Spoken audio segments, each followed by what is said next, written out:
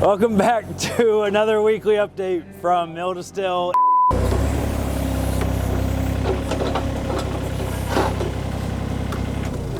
Weekly update, Mill to Still, mud.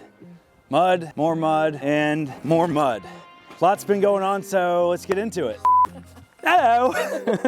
One of the really cool things that happened this week is new timbers arrived, kiln dried Douglas fir structural timbers that are going to be posts, replacing old posts in the center of the building that we have to raise 3 inches. So these guys are pretty cool. Went up to Statesville this morning and picked them up. Giant forklifts running around, literally pulling 20+ foot timbers around buildings, like going over the buildings. It was nuts. These timbers came in, they're 10 inches by 10 inches and 10 feet long. This stack right here weighs 3,000 pounds, which maxed my truck out, which is pretty crazy. It's sad that I have to buy timbers in a building full of timbers, but here we are. There's 9 of them. We're gonna chainsaw nice notches in them, and I'll show you real quick where they go. So let's go over here. These are the posts that have to be replaced. They are going to be very carefully removed through the process of us raising the center of this building up 3 inches. So this post sits on top of this steel beam, which sits on top of this stacked stone column. And if you can remember, you see the straps here. A couple weeks ago, I was standing under this beam. So we've backfilled a lot right here. And eventually we'll excavate this out. So the procedure here is gonna be, we stick a post on top of this footing, goes up to the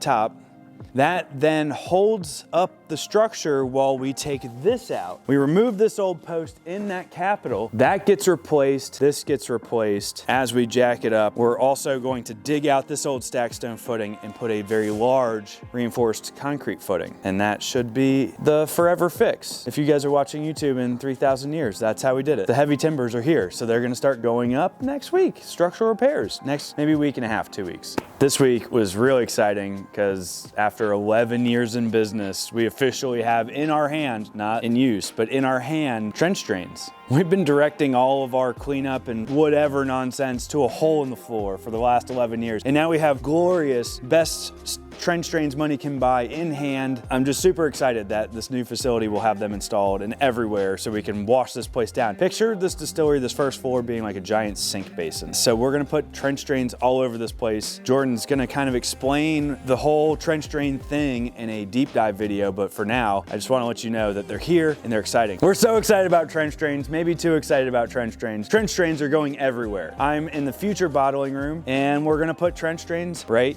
here. And this is where they'll be on the floor plan in the bottling room. I'm standing on the hub drain. This is where the trench drains are gonna be in the proofing room. So this is where all the low hazard liquor will be in a controlled room. Trench drain right in the center, can wash everything down. And here is where the trench drains will be in that same room on the floor plan. Here is definitely the most important place in the entire building for a trench drain. We're gonna put that trench drain that Jordan is explaining in the video in this location in the cellar. So cellar distillation trench drain goes right here. And here is where you'll see that same drain on the floor plan. And here we're putting a floor drain because this is general workflow area. There will be some cellar activity going on here, like yeast preparation. There will be some proofing preparation going on in here. So there will be some miscellaneous activity, wet activity going on in this area. So we've got a drain going right here. And here is what I'm talking about on the floor plan.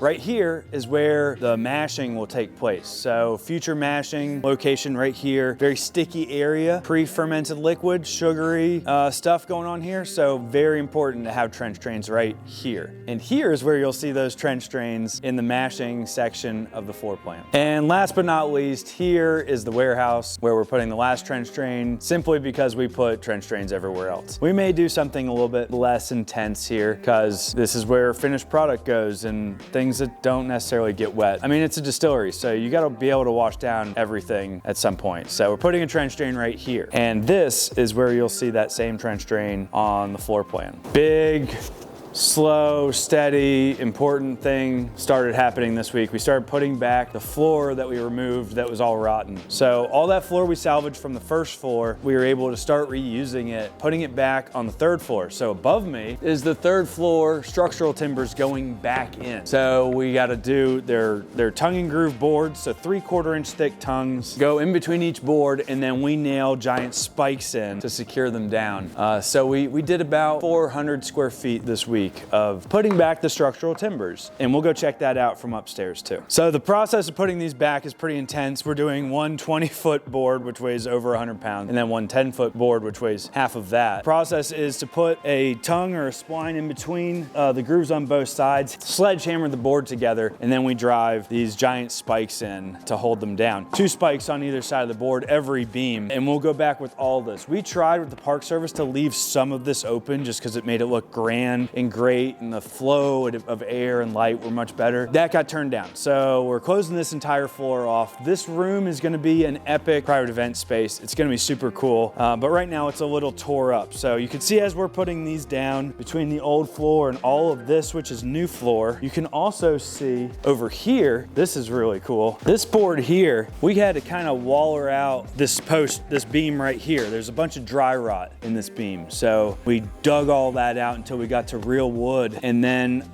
we put this back in as kind of a nailer.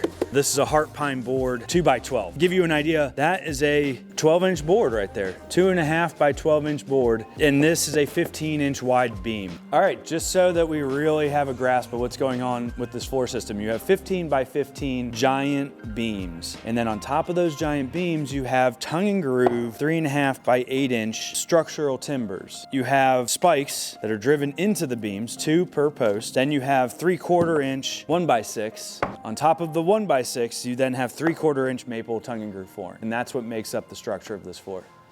The last part of the structural repairs that'll happen on the 3rd floor is this wall wasn't flashed properly and for God knows how many years leaked profusely, causing a lot of rot in this end beam here. We have been approved by the Park Service to put back, we're gonna remove this beam and put back a 3-piece steel I-beam. So that'll go here, we'll rebuild this wall, and we'll stick some bathrooms behind me. But just so you can see like how bad 30, 40, 60 years of dry rot can be, this thing is just getting wallered out. The last part of the structural repairs that'll happen on the 3rd floor is this wall. So that'll be the last part of fixing and doing structural repairs upstairs. The last part of this week's update is progress on insulating the ceilings, which is going slow. So this room, the private conference room, whatever we're gonna make this room, is pretty much done. We've insulated all the ceilings with 5 inches of ISO board, which is super expensive and annoying and terrible to work with. Going in between every rough cut timber. It took us almost 2 weeks and we're technically not done. So that's gonna be great to have behind us, a nice insulated ceiling so we can move on with our lives. I actually measured the ISO board wrong at one point and only bought half of what I needed, but thanks to ABC Supply and Gas and Roofing, we are back on track and the math hopefully is right and we'll finish the project now, maybe next week or 2 weeks. But I'll keep you posted on that. That's the end of what happened this week. Pretty excited about everything that's going on. Had some ups, some downs and whatever. Hope you enjoyed this video. Come to the Distillery and check us out there. See everything we've got to offer and take a tour, drink some rum. Don't forget to find us in your local liquor store. Don't be dumb, drink Carolina rum. Cheers.